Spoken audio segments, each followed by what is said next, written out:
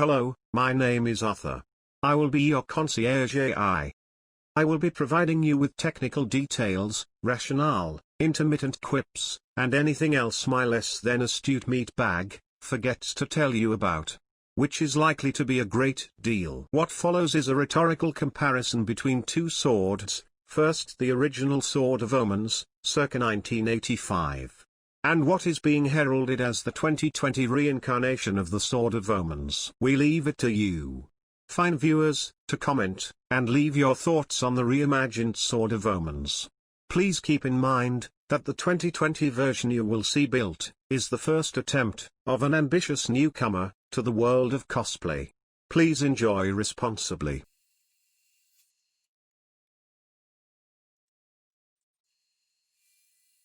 Here you are witnessing an ape with delusions of grandeur, cutting and shaping mild steel, into the guard of a sword.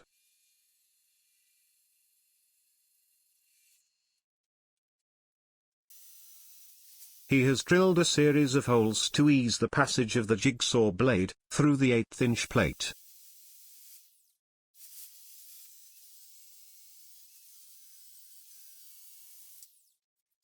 Now, he is roughly cutting out the basic shape of the guard.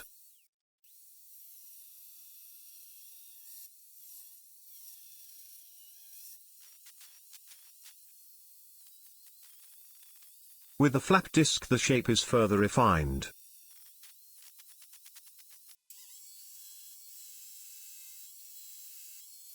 This is a rather unique use of an angle grinder. Being held with a vise, and triggered with a foot pedal, he is making both sides of the guard uniform.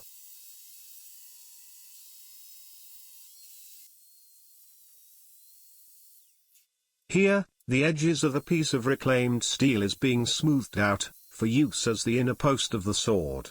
As the outer layer will be made from poplar, there needs to be a method to secure the wood to the metal handle.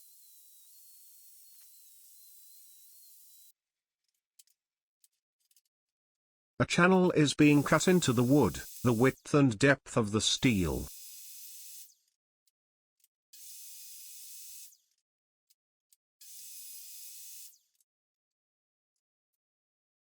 Holes are drilled into the wood and the steel, simultaneously, to ensure that everything lines up perfectly, later in the process.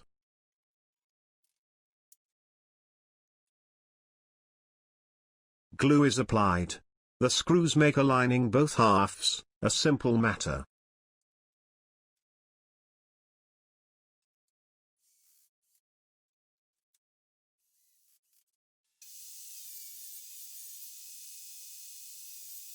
The wood begins to take shape, as the edges of the sword are cut.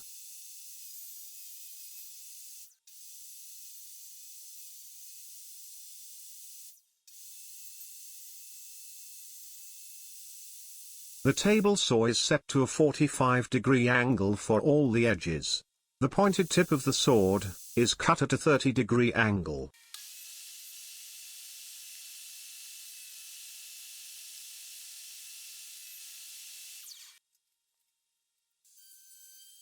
A fuller is cut into both sides, with a router.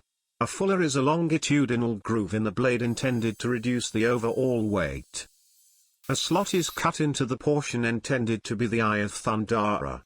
This slot is the width of the blade post.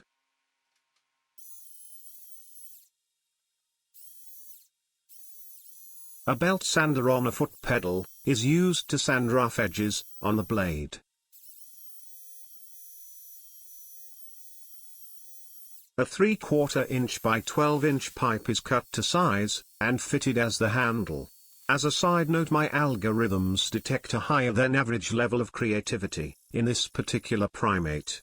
Something I will account for in the future.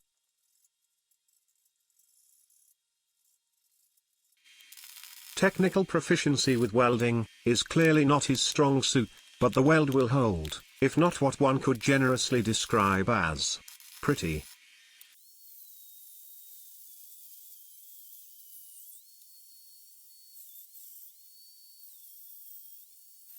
The guard's final design is settled upon, and takes shape before welding.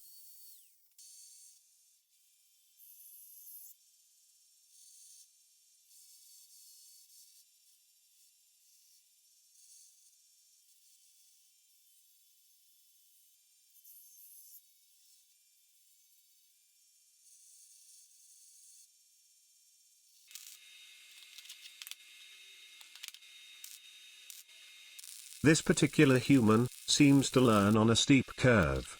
Perhaps there is hope for the species, but I shall not hold my proverbial breath.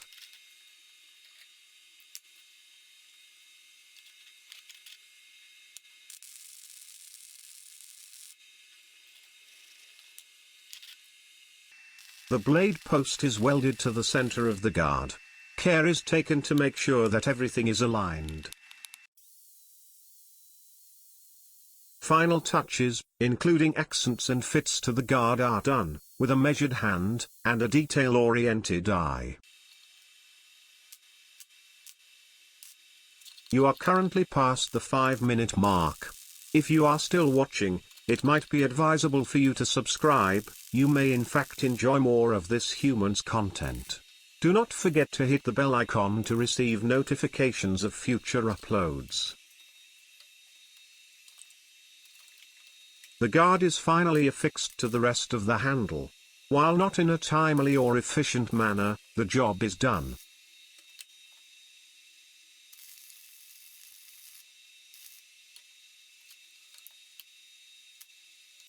Now the tedium of prepping to paint begins, with grinding down unseemly welds.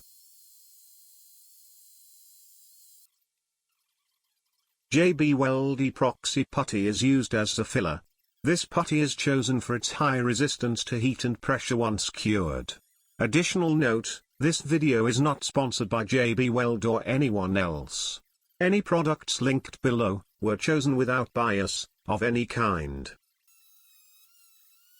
Sanding of the filler is done with 120 grit sandpaper on an orbital sander.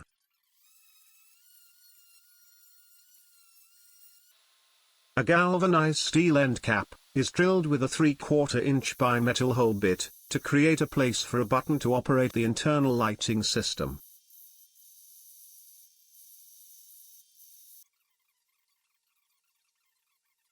Primer is applied.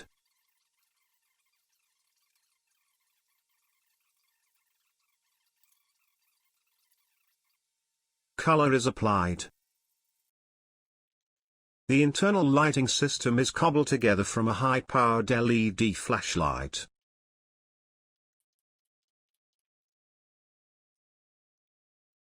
JB Weld putty is used to create a frame for the flashlight components.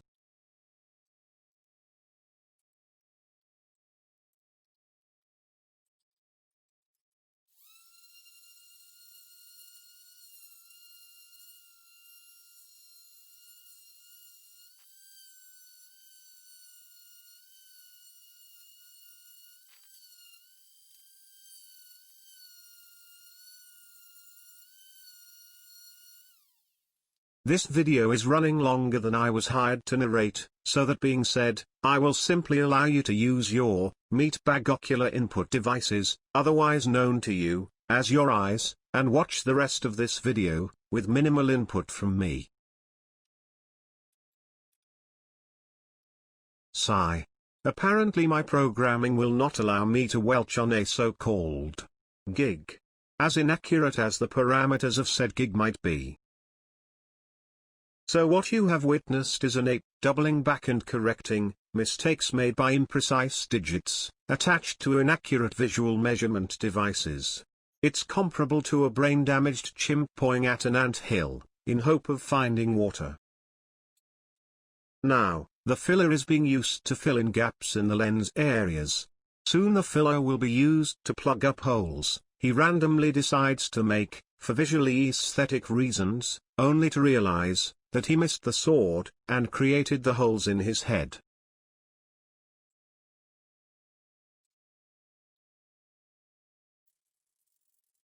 And so, he reapplies paint, paying more attention than the first time, and seals it with a UV-resistant acrylic varnish.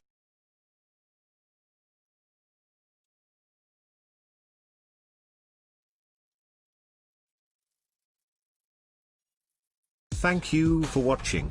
Special thanks to Tom Ryan's Studio for the classic Sword of Omens artwork, linked below.